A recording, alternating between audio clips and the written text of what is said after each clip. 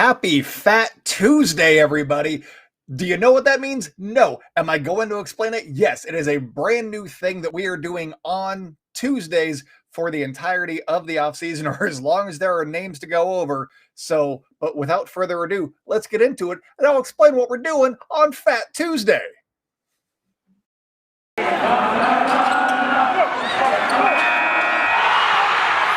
are Locked On A's, your daily Oakland A's podcast. Part of the Locked On Podcast Network, your team every day.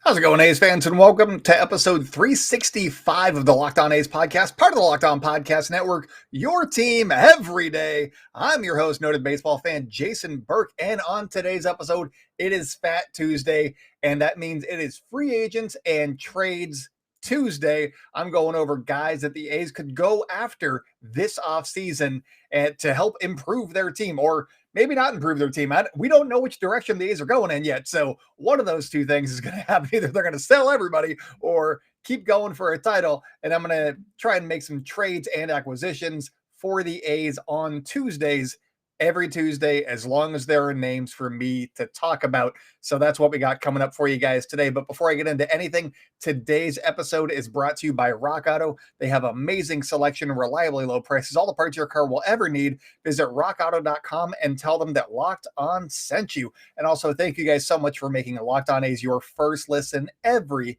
single day. We are free and available on all platforms. And also one of those platforms, YouTube. We are on YouTube now. Subscribe to our YouTube channel. If you're listening to this in your podcast platform of choice, just go ahead and go to the show notes, subscribe to the YouTube page. You don't have to watch it if you don't want to, but subscribing definitely helps this channel grow. I thoroughly appreciate everybody that has already subscribed. We're at 111. Let's keep it going. I said we'd hit 100. Now we need to go for 1,000. So we're still far away from 1,000. So let's get there, you guys. And also make sure to follow us on social media at Locked On A's on Twitter and Instagram. I'm at @JasonB on Twitter and in the Spotify Green Room app. If you guys have any questions for us, please send those to lockedonathletics@gmail.com.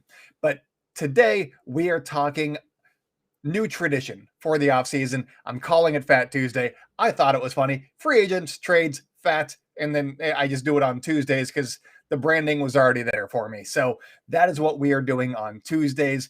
Make sure to subscribe. Listen on Tuesdays. Listen every day, but listen on Tuesdays because we're going to be going over acquisition targets for the A's through trades or through free agency. And that is your Tuesday programming for a while now. So since we don't know which direction the A's front office is leaning in terms of retooling or a full sell-off, it could go either way. That gives us a little bit of leeway to begin with. And as moves start being made, I'll adjust some of the targets for the A's. If they trade Matt Olson, I'm going to be shooting a lot lower than I am currently on today's episode. So just keep that in mind. I'm still shooting for, hey, we're going to contend because I haven't been told otherwise. And I'm still hoping that they give it one more go, I think. So I'm also going to be assuming that there's not going to be much of a payroll change from the roughly $89 million that the A's ended up at in 2021. So we're still bargain hunting for guys on these episodes. Which guys could they turn into like this year's or next year's Cole Irvin? Which guys can give them almost 180 innings and pitch every game out of the rotation for them? Guys like that.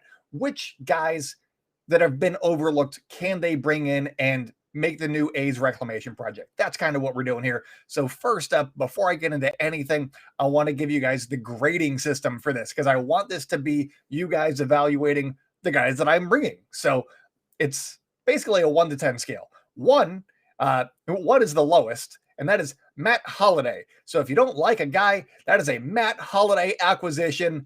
And if you like a guy, 10 is the highest, and obviously who else but the greatest of all time, Ricky Henderson. So if you think that the guy that I bring up as a 1 target, you don't like it, that's a Matt Holliday. If you like it a lot and you want to see that person in green and gold, that is a Ricky Henderson. And for any number from 2 to 9, you give me an A's greats or not greats from the past and evaluate it that way. And just if you're on YouTube, leave it in the comments. If you're on social media, Twitter, tweet it at us at Locked On A's, and we will have lots and lots of fun. And I will have lots of fun guessing. Like if you say John Jaha, I'm like, are you going off like that one season that he had, or like the entirety of his career? It's going to be fun. It could be very interesting. It could be, you could mean a 2, but I think you mean like a 7. I don't know. We're going to have interesting conversations. So make sure to just follow us on social media. Let's have some fun this winter. And I feel like this could be a fun way to do it. And before I give you guys the first name on my list, I want to go over some of the A's needs as we enter the offseason. We're a couple weeks in, but we're still entering. We're still in the early stages because nothing can happen yet until the World Series is played. So until that happens, still early off season. So first off, the A's need bullpen help. You saw it. I saw it. The bullpen needs some different arms. And more than that, they have a ton of arms hitting the free agent market. They got Yusmeiro Petit, Sergio Romo, potentially Jake Diekman if they don't pick up his option, potentially Andrew Chaffin if the mutual option is not agreed to by both sides.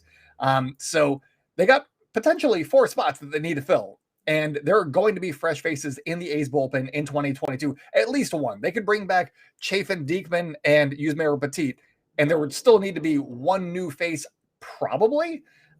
So there's going to be a fresh face in there. Hopefully somebody throws hard. And the 2 guys that I'm going to be talking about throw hard. So, and they're also affordable. So it's going to be great. This is going to be a fun episode. So as I said a couple of weeks ago on the offseason preview, I think that Diolis Guerra is going to be slide into Yusmeiro Petit's role next season. They would save roughly $2 million. He's going to be owed, according to spoiler for tomorrow's episode, he's owed roughly through arbitration about $900,000, and Yusmeiro Petit made I think 2.2. So they'd be saving right around there. I'll do the actual math for tomorrow's episode, but Petit finished with a 3.92 ERA and threw 78 innings, while Guerra threw 65 2/3 innings and had a 4.11 ERA. So not a lot of difference there. The innings are the thing that would be the most different between those 2 guys, in my opinion. Sergio Romo finished the season with a 4.67 ERA in 61 2/3 innings pitched and made $2.25 million. So there's a little bit of money coming off the books between Petit and Romo, and one of their roles is seemingly already filled with Diolis Guerra taking over for Petit. So there's a little bit of money saved, but again, with arbitration, I'll talk about, I haven't plugged tomorrow yet. I'll plug tomorrow here in a second. With arbitration salaries rising, they're not necessarily saving the money. It's just they're able to afford other guys as they get more expensive. So we'll talk about that a little bit on tomorrow's episode, and I'll plug it here in a second. But sticking with the bullpen, that would leave us with a bullpen of Lou Trevino, Diolis Guerra, Andrew Chaffin, and Jake Diekman as the main 4 cogs, if those options for Diekman and Chaffin are picked up. And then you got Sam Moll floating around, potentially being an interesting lefty option. Then you got Domingo Acevedo potentially vying for a spot in the bullpen as well. And the A's could also slot in AJ Puck in the bullpen to replace Diekman or Chaffin if they wanted to go that route to save another $3.5 to $5 million too. So they have some options on the left side that are intriguing at the very least. Puck have figured it out by then? Not sure. But he hadn't stayed healthy until this season, so maybe just figuring out how to throw strikes is the next thing on his list. There's also Adam Calerik. Remember when the A's traded for Adam Calerik? He struggled the entirety of 2021, but he's still under contract, and he is also a lefty option for the bullpen. Maybe it was a down season, coming off of 2020 and all that stuff. He'd had a couple of good seasons leading up to it, so maybe he's going to be okay. So with so many moving parts, who will be on the A's radar? We're going to be taking a look at some of the available arms next. So stay locked in. We're Locked On A's, and I'll be right back.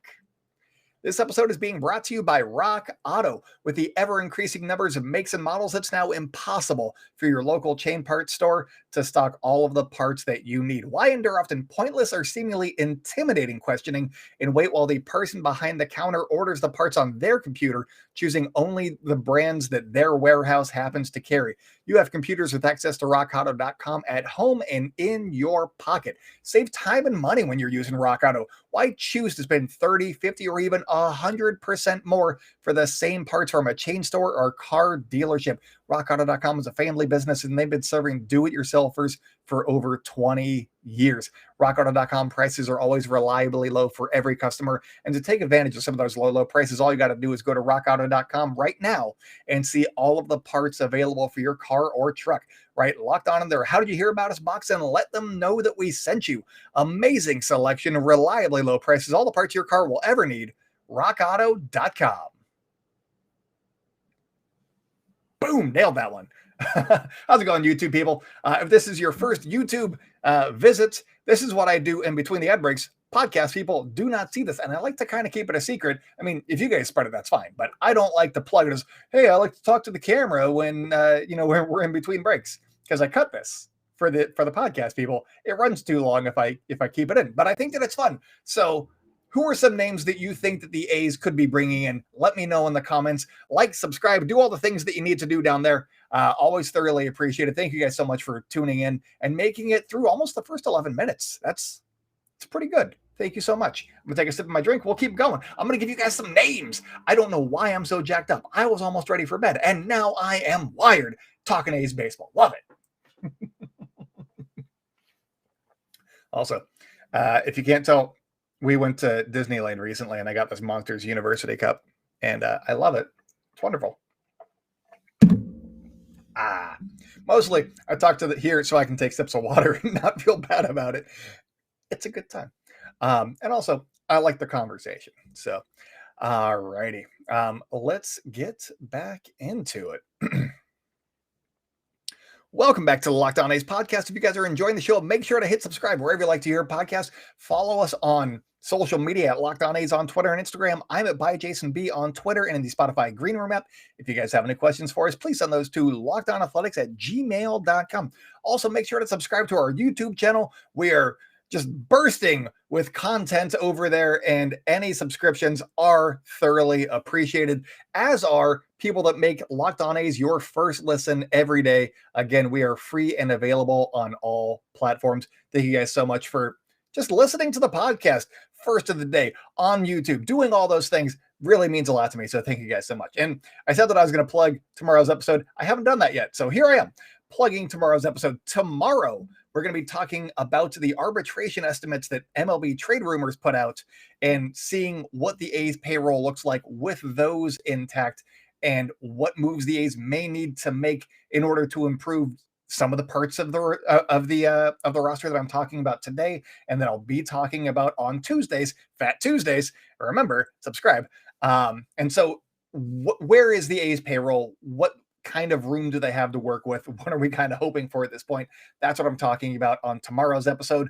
I've written down some of the math numbers. It's going to be a crunch. So we may go over some trades tomorrow, and who would they need to trade in order to get player X, that type of stuff. So make sure to tune into that one. But let's get into this episode and our first person on the docket. If the A's are going for it, one name that could be a reliable it could be available on a short-term deal is former closer for the Reds and Angels, Raisel Iglesias. I like this guy. He's been very, very good. He pitched at a pitcher's park in Cincinnati and has always been really, really good. He was also really, really good for the Angels last year. So, hey, why not? He could also be a little bit more on the expensive side of things when it comes to A's and closers and whatnot, because he's a proven closer and he's had an ERA above 3 just one time in the past 6 seasons.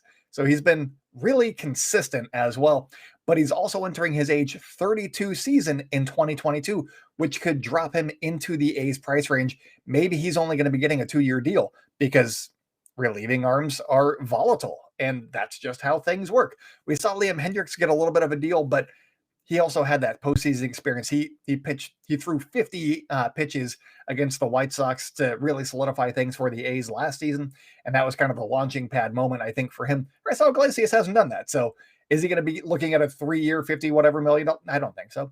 I think he's probably going to be entertaining something around the $8 to $10 million per year range.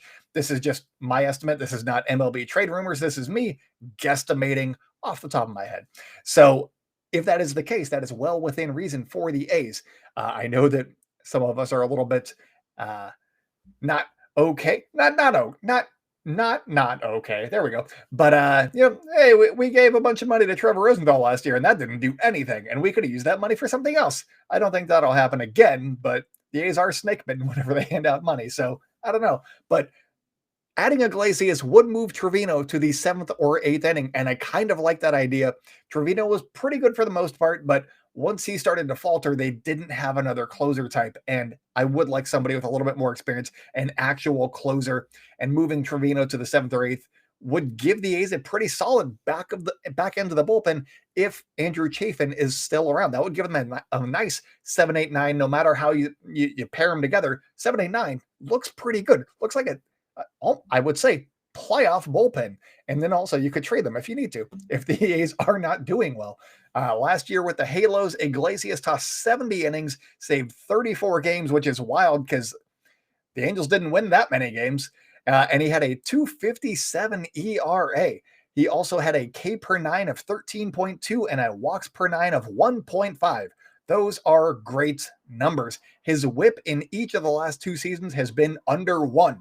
These are great things that I look for. You got high strikeout rate, low walk rate, your whip's below 1. I love him. I want him in green and gold. He's a solid pitcher. He throws high 90s heat and has a slider with a 51% whiff rate.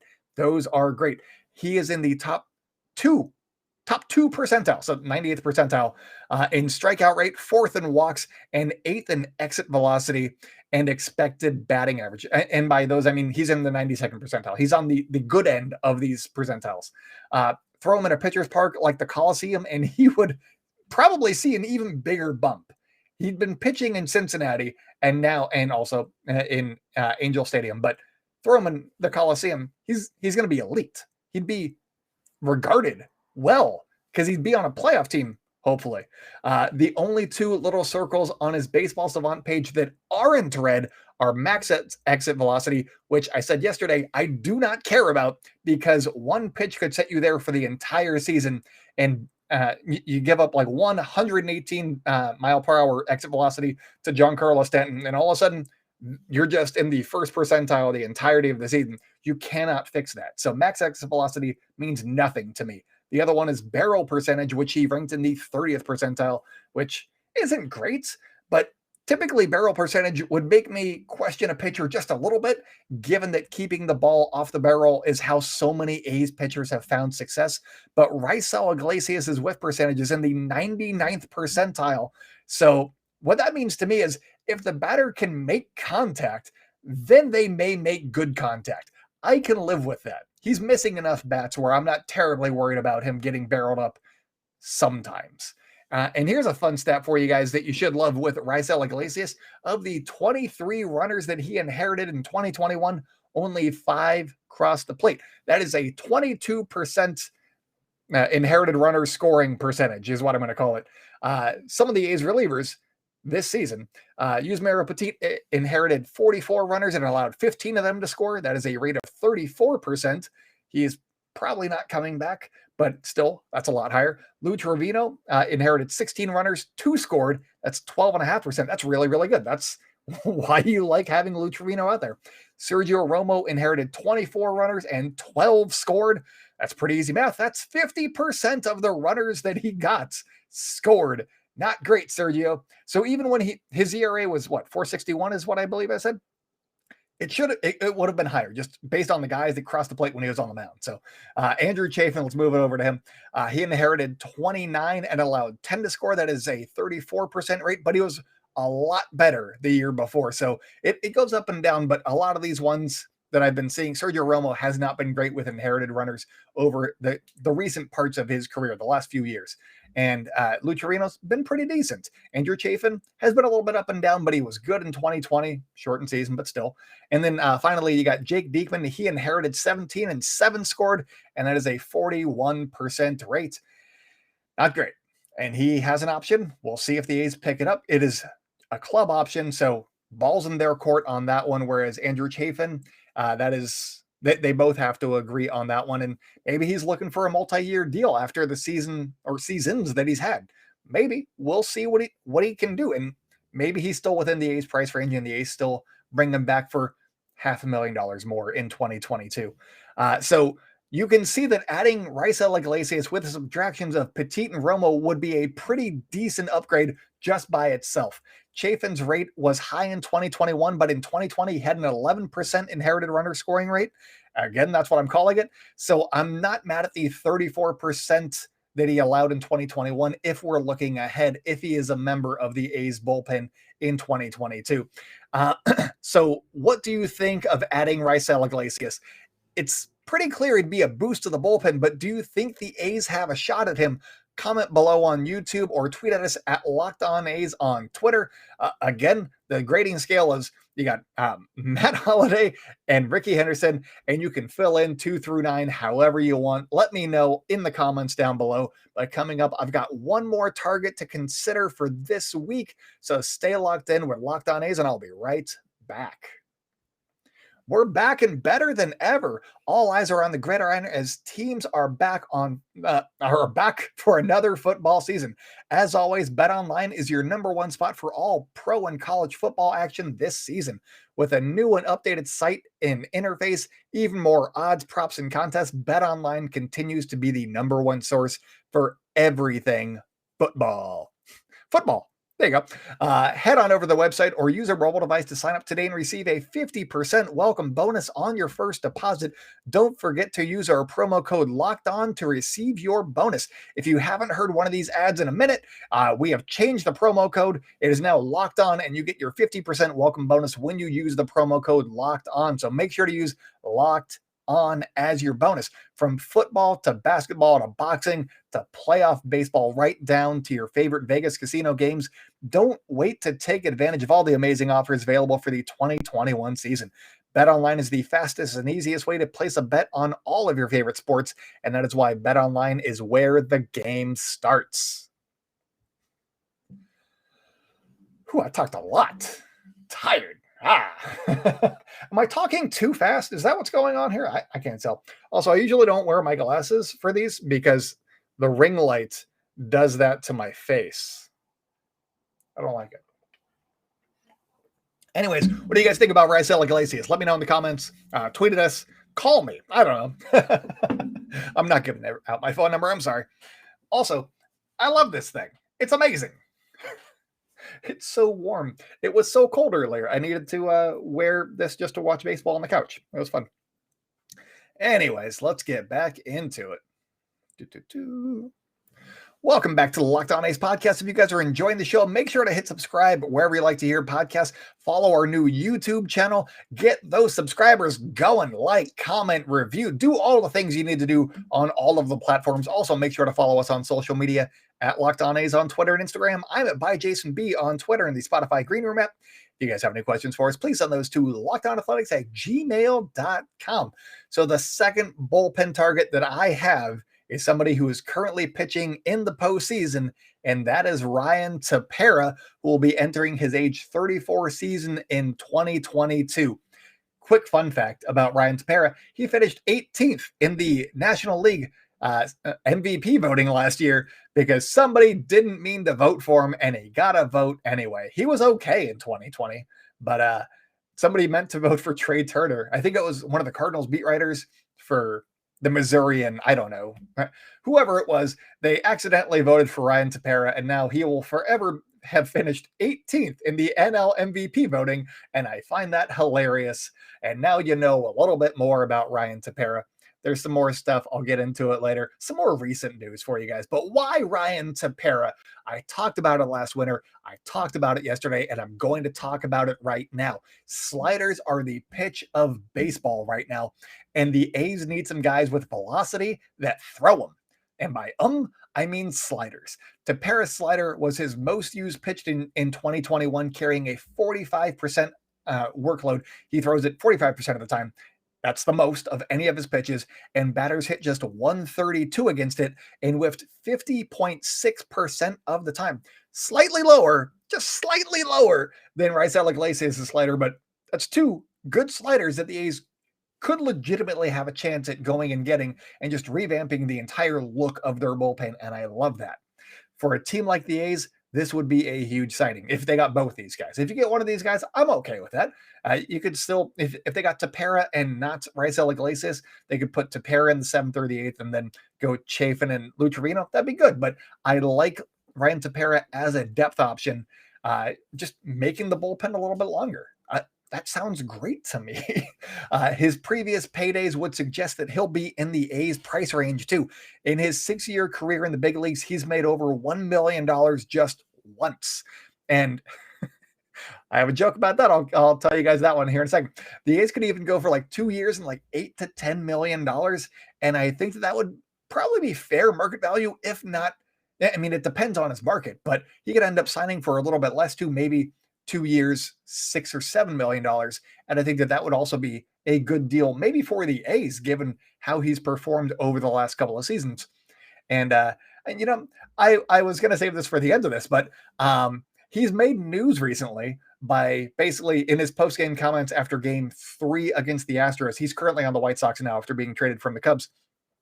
He said, hey, it's weird how the Astros don't barrel up as many balls when they're on the road. Isn't that strange? Well, basically saying, hey, the Astros are cheaters and I hate them.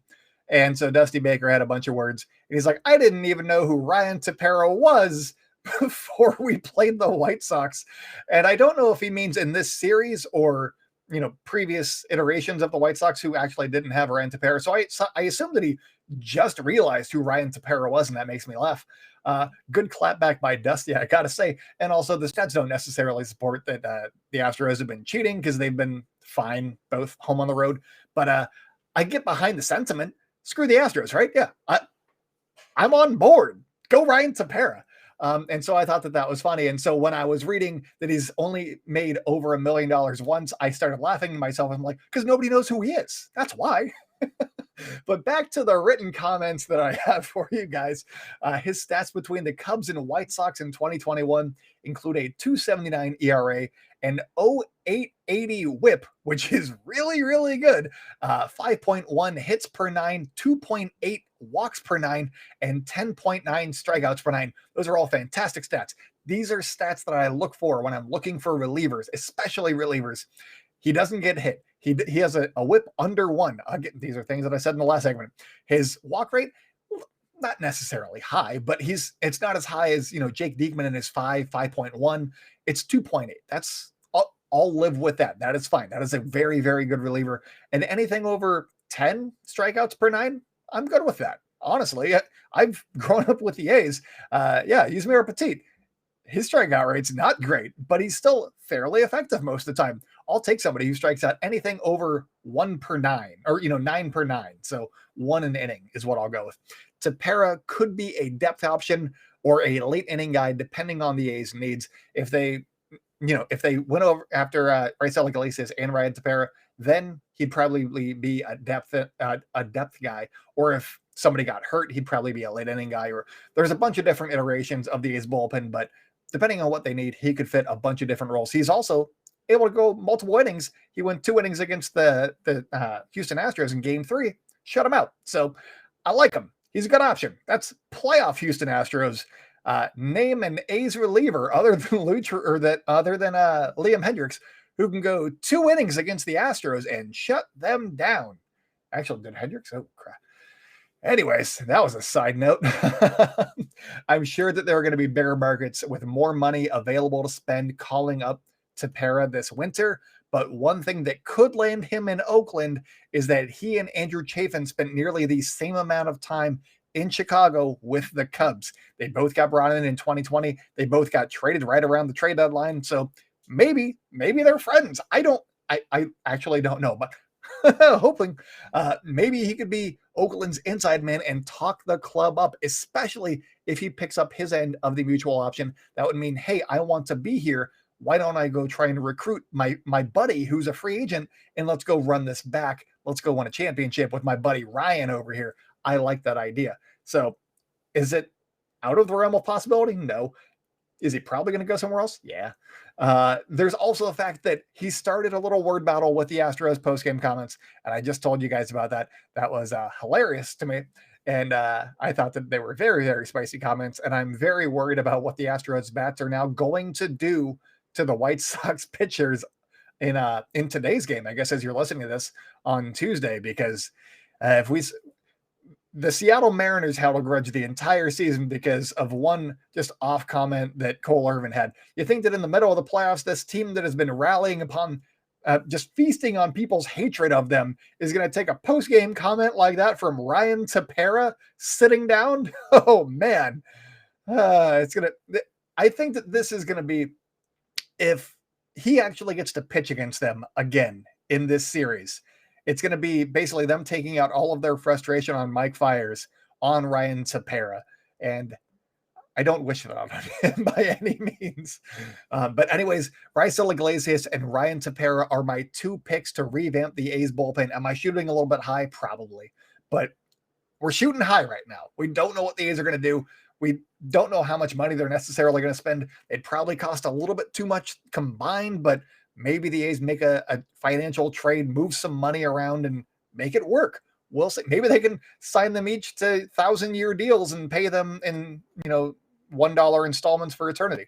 Maybe that's something that they'd be into. I don't know. So do they have the money to go after these guys?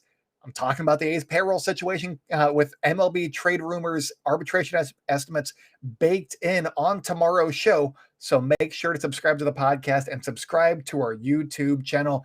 And again, thank you guys so much for making Locked On A's your first listen of the day. Now go make Locked On MLB your second listen. Sully is giving you a breakdown of all the goings on of the postseason, and he has some pretty spot on takes. He's a great guy. Go listen to Locked On MLB. It's free and available wherever you get podcasts. So that is it for me today. So until next time, go out and celebrate good times, Oakland, and I will talk with you guys tomorrow.